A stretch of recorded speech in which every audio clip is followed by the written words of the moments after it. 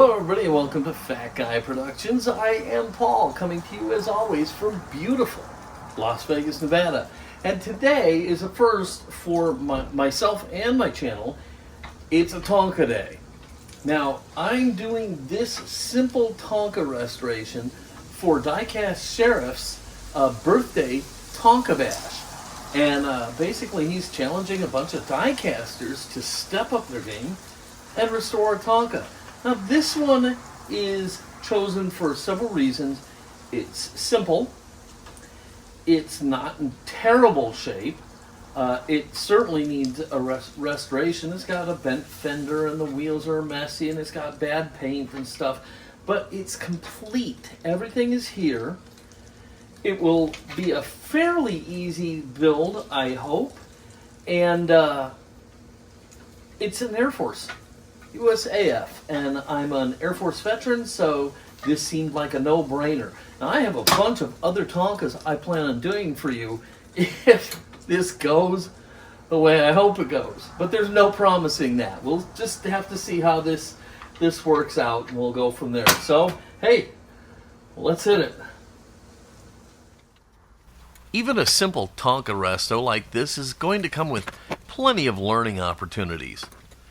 I start by learning that taking these things apart is a much bigger challenge than it would seem. More so than some people on YouTube make it look. There's a pod. Oh, there's like a half-dead thing from the pod, too. Ugh. I start this build by removing the rusted hubcaps and the white walls.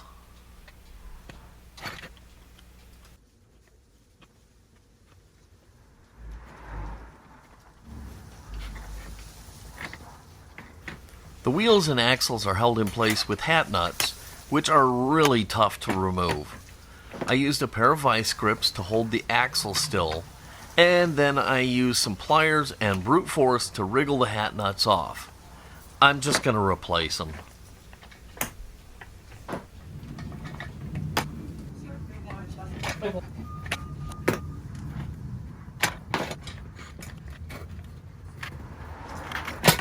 Once I found a viable way to get the wheels off, I can pull them and set them aside and get back to them later.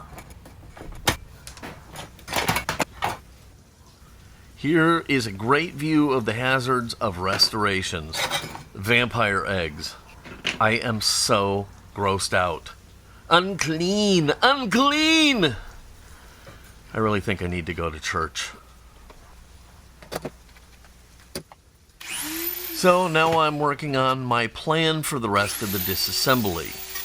There are some tabs to unbend and some rivets to drill out.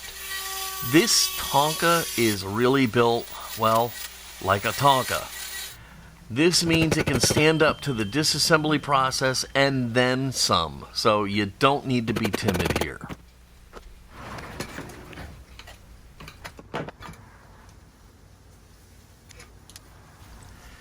The rotary tool I was using wasn't the best way in the world to get the rivets drilled out, but it worked. This leads me to this point. There are a million ways to skin a cat. If you don't have a certain tool, don't worry about it. Just adapt and overcome. I actually just watched a Tonka resto done with rattle can paint, and it came out great. So, don't fret if you don't have certain tools or skills, just make it work. With the interior out, I can now focus on removing the windshield and the fenders. Study the assemblies well.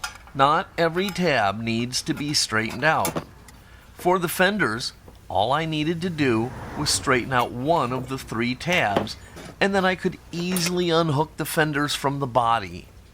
It would have been a waste of time to unbend all the tabs, so figure it out before running amok.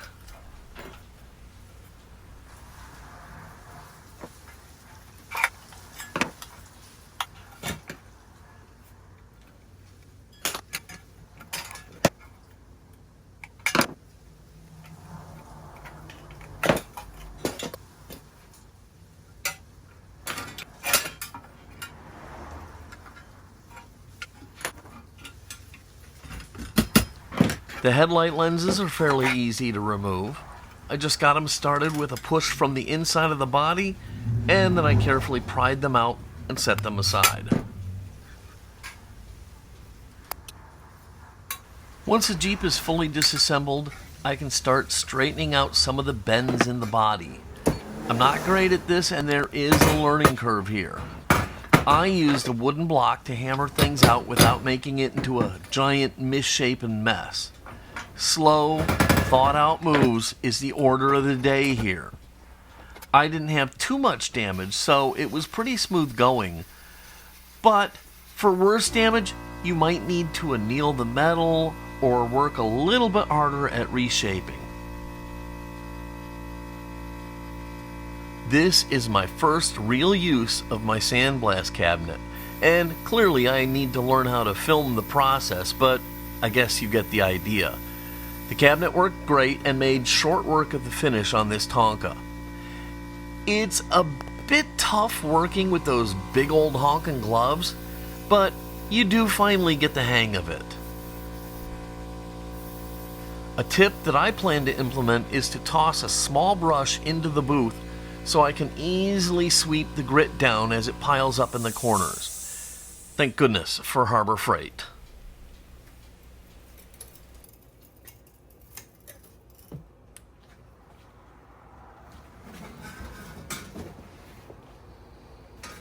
So here's my Tonka, slick as a whistle.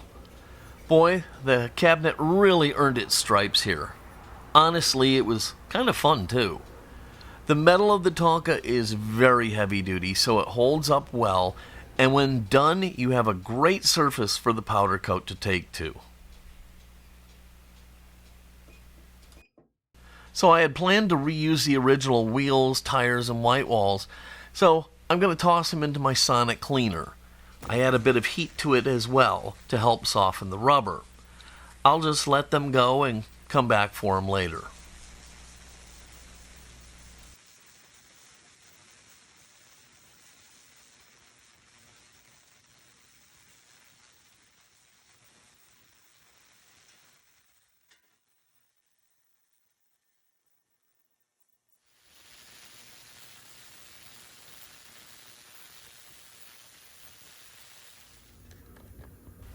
So now it's time to apply some powder coating. I'm using my dual voltage gun from Eastwood, and it works great, but there sure is a learning curve to applying the powder. I'm using a small wardrobe box here to spray in, but I still made a giant mess. The powder takes some getting used to.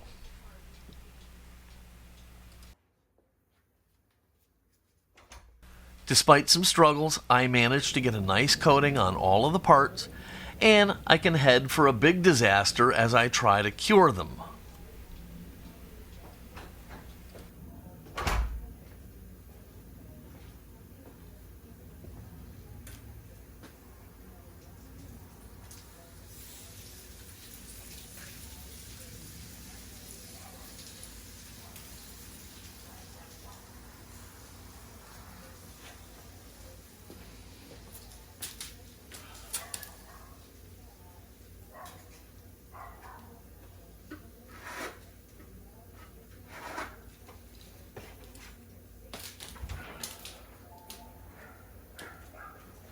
Glad I had the box. I have powder everywhere in there.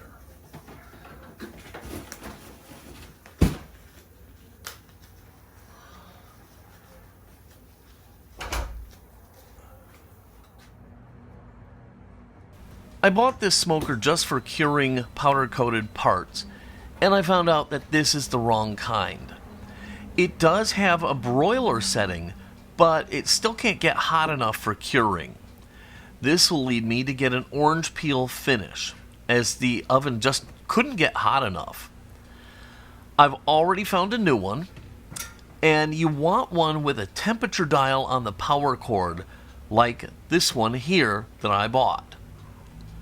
I thought about stripping this and doing it all over again, but I really kind of want to see where I end up and perhaps keep it as a learning tool, and besides, I can always redo it later if I choose to.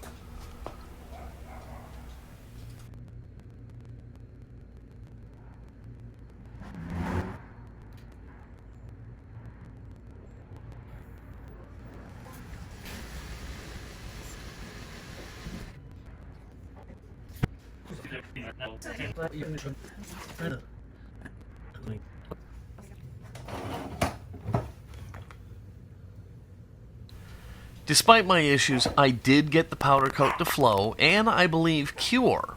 It seems fine, it's just not as smooth as I would like it.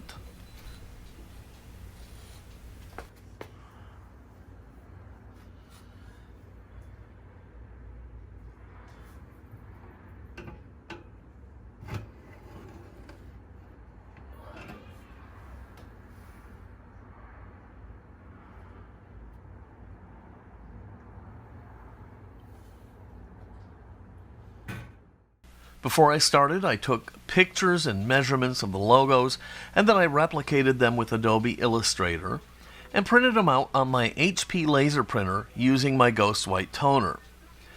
I'll closely inspect the decals to make sure I'm happy with them, and then I'll set them aside for a bit later. Now I can start putting my Jeep back together. Putting the fenders back on is as easy as hooking them on and twisting one tab to lock them down. For the windshield and the body, all I have is a simple pop rivet tool, so I make do with it. I dig through my rivets and I find the right size ones, and I rivet the windshield back on. It actually worked very well.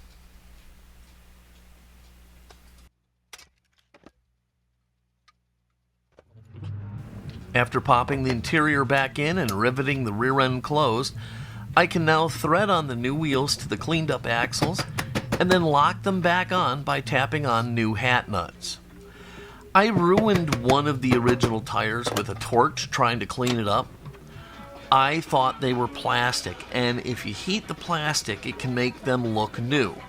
Well, these were rubber and, well, I kind of melted the tire. So I had to order new tires and wheels, but it ended up being the better way to go.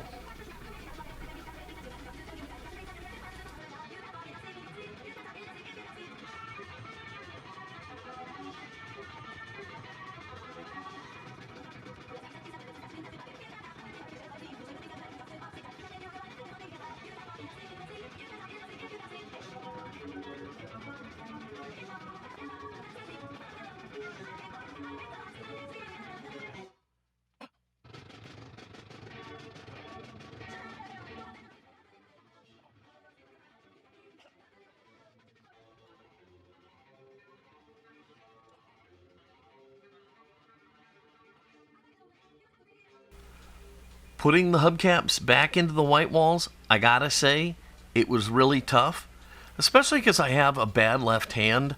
I don't know if you've ever noticed it before or not, but my thumb on my left hand, well, my whole hand, it looks sort of like a lobster claw.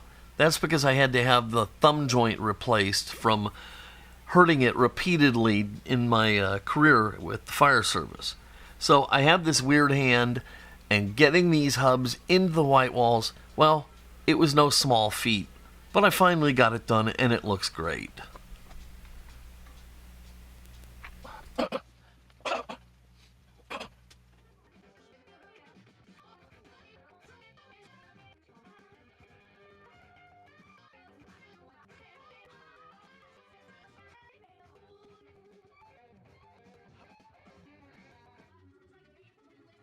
With my Tonka back together and looking sharp, I really just need to apply the decals.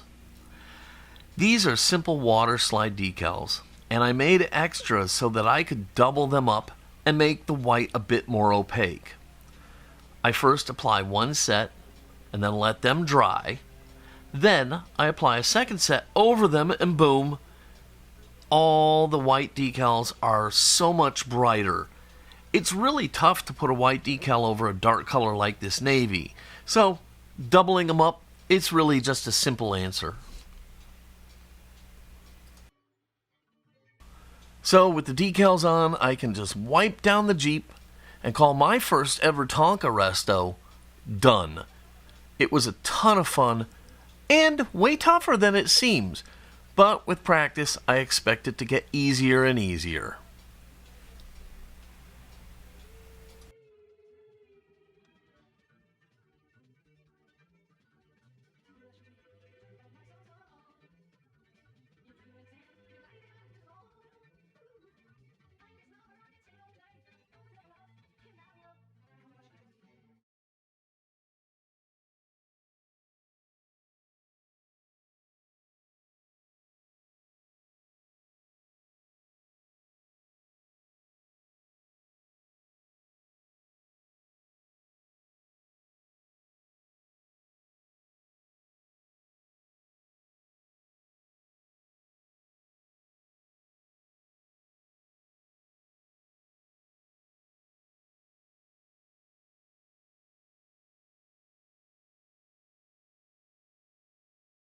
Well, there you have it, my Air Force Tonka Jeep. It was a bunch of fun. I'd also like to take a moment to thank Jeremy Chipchase for hosting this build, and I'd like to wish my friend a very happy birthday. If you like this video, please give it a thumbs up, click subscribe, and be sure to click the notification bell so you don't miss a single project. I'd love to hear if you would like more Tonka videos, and I've been working on my camera angles, so you might have noticed something different here. I'd love for you to comment on those things and any other topic your little heart desires. It's time to split. Just never be afraid to try something new, because life gets boring when you stay within the limits of what you already know. Until next time, this is Paul from Fat Guy Productions saying be good.